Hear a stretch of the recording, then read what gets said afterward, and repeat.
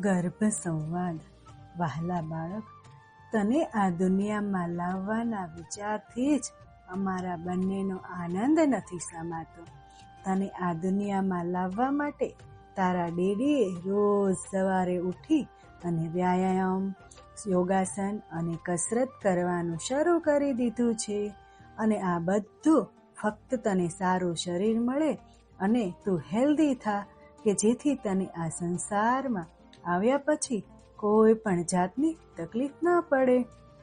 Baby, જેમ તારા બાહ્ય શરીરનું ધ્યાન તારા ડેડી રાખે છે, તેમ હું તારા શરીરના અંદરના ભાગનું ધ્યાન રાખવા માટે બહારનું ખાવાનું, તીખું તળેલું અને તામસી ખોરાક લેવાનું બંધ કરી દીધું.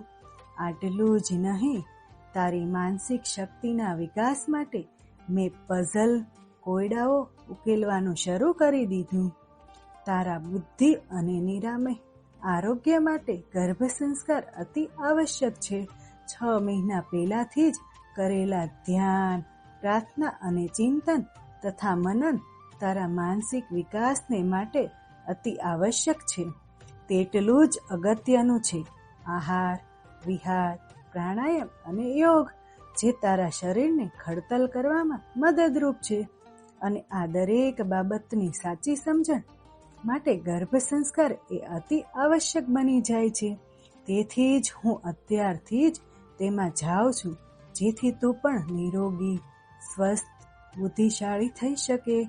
બેબી, તને આ દુનિયામાં લાવવા માટે મમ્મી ડેડી બંને ઉત્સુક છે અને તારી ફેમિલી પણ તારી રાહે છે. તને કોઈ તકલીફ પડ્યા વગર આ દુનિયામાં લાવી શકું એવી ભગવાનને પ્રાર્થના.